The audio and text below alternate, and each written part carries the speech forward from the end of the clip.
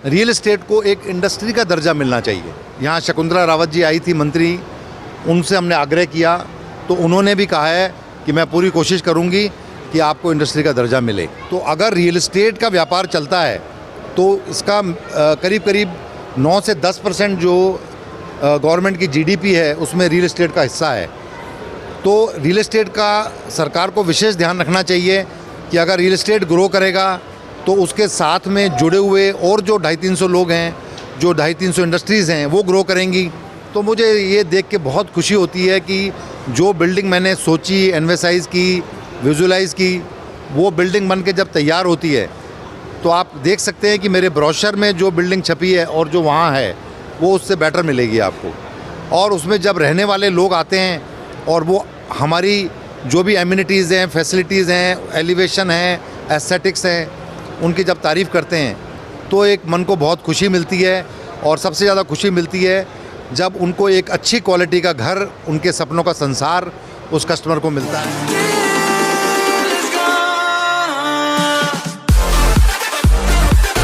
नमस्कार, मैं देवेंद्र शर्मा JDApproved.com से एक बार फिर से आपका स्वागत करता हूं। हम अभी पहुंचे हैं महिमा ग्रुप के मैनेजिंग डायरेक्टर धीरेन्द्र मदान जी के पास। सर नमस्कार। नमस्कार सर, क्रेडाई बिल्डर्स और कॉलोनाइजर्स का प्रतिनिधित्व करता है और रियल एस्टेट सेक्टर को उठाने के लिए आपके नेतृत्व में किस तरह का प्रयास जारी है? करीब 6 माह हुए हैं मेरे को अध्यक्ष का पद ग्रहण किए हुए। हमने होटल हिल्टन में इसका सभी डेवलपर्स को बुला के और एक ओथ दिलाई थी कि हमारे क्रेडाई के सभी डेवलपर्स जो हैं वो कोड ऑफ कंडक्ट है हमारा, उसका पालन करेंगे। यानी कि अपनी जो भी बिल्डिंग बनाएंगे वो उनमें कोई वायलेशन नहीं होगा, रेरा के सारे नियमों का पालन करेंगे और एक अच्छी छवि का निर्माण करेंगे। और सभी ने उस बात को सराहा था। उसके बाद से हमने ये बीड़ा उठाया कि राजस्थान स्टेट में स्टैम्प ड्यूटी बहुत ज़्यादा है, जो करीब 8.8% है। हमने पूरी कोशिश की और इस कोशिश के दौरान हम सीएम साहब से भी मिले, फाइनेंस सेक्रेटरी अखिल अरोड़ा साहब से मिले। हमने अपनी बात वहाँ तक पहुँचाई कि भाई ये कोरोना काल है और सभी डेवलपर्स जो हैं वो पीड़ित हैं और उन्हें व्यापार नहीं मिल रहा है।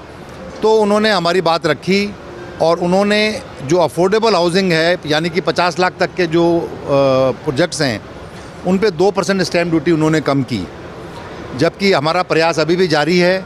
हम ये कह रहे हैं कि बाकी की भी जो प्रॉपर्टीज़ हैं उनमें भी स्टैम्प ड्यूटी कम की जाए। इसका लाभ सभी तक पहुंचना चाहिए।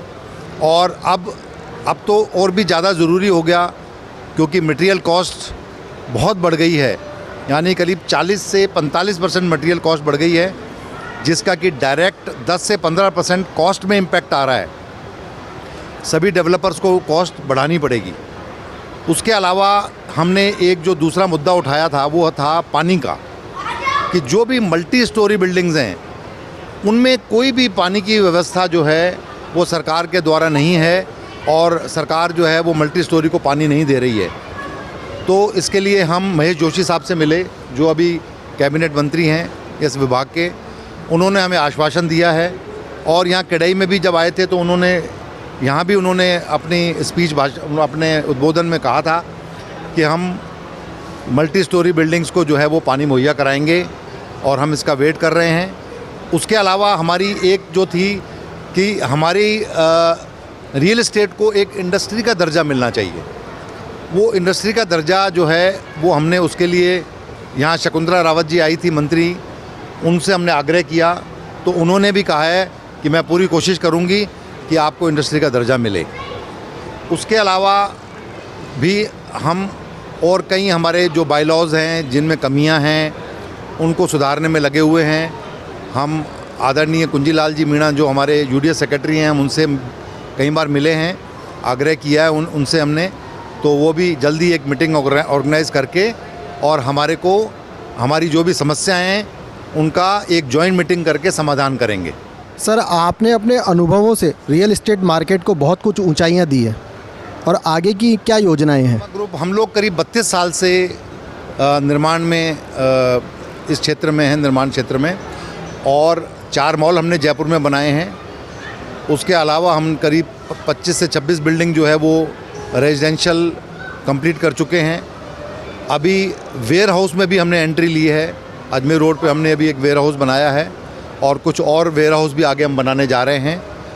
और ये वेयर हाउसिंग में भी एक सरकार के लिए भी एक अच्छा वो है कि इसमें कई लोगों को रोज़गार मिलता है और ये इसका चलन बढ़ गया है जब से ऑनलाइन शॉपिंग हुई है।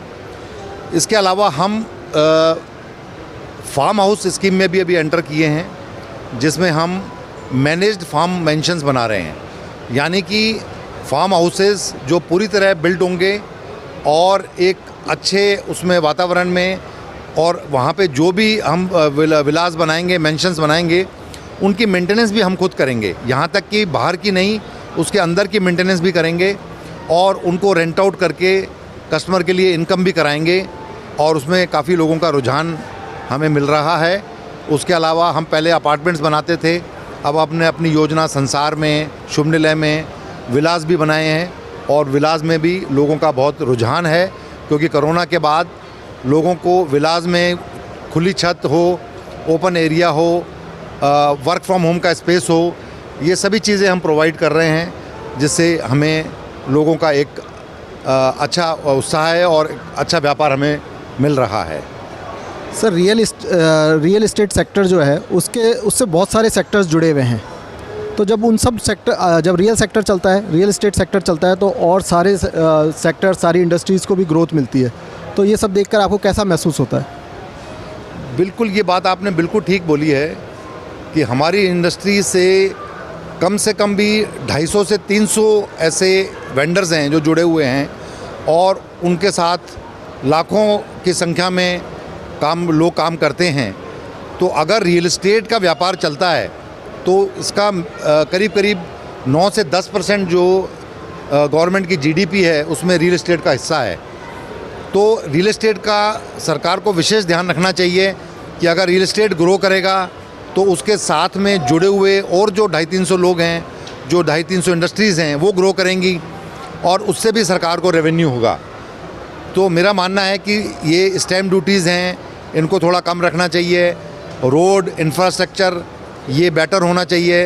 अगर रोड इंफ्रास्ट्रक्चर बेटर होता है तो बाहर से अच्छा इन्वेस्टमेंट हमें मिलता है और इससे हमें जो इन्वेस्टमेंट मिलता है उससे सरकार को भी लाभ होता है और डेवलपर को भी होता है।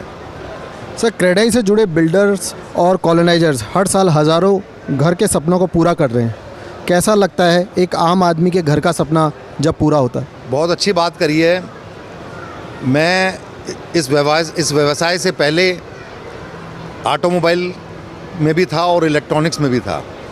वो एक ट्रेडिंग का काम था।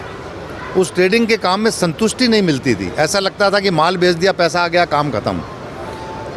तो मुझे लगा कि नहीं, ये ब्रेड एंड बटर ये मेरा नहीं है, ये मुझे कुछ ना कुछ ऐसा करना चाहिए जिसमें कुछ क्रिएटिविटी हो। और उसके बाद मैं जब बिल्डिंग लाइन में आया और मैंने बिल्डिंग बनाई तो मुझे ये देख के बहुत खुशी होती है कि जो बिल्डिंग मैंने सोची, एनवाइज की, विजुलाइज़ की, वो बिल्डिंग बन के जब तैयार होती है तो आप देख सकते हैं कि मेरे ब्रोशर में जो बिल्डिंग छपी है और जो वहाँ है वो उससे बेटर मिलेगी आपको। और उसमें जब रहने वाले लोग आते हैं और वो हमारी जो भी एमिनिटीज़ हैं, फैसिलिटीज़ हैं, एलिवेशन है, एस्थेटिक्स हैं, उनकी जब तारीफ़ करते हैं तो एक मन को बहुत खुशी मिलती है। और सबसे ज़्यादा खुशी मिलती है जब उनको एक अच्छी क्वालिटी का घर, उनके सपनों का संसार उस कस्टमर को मिलता है।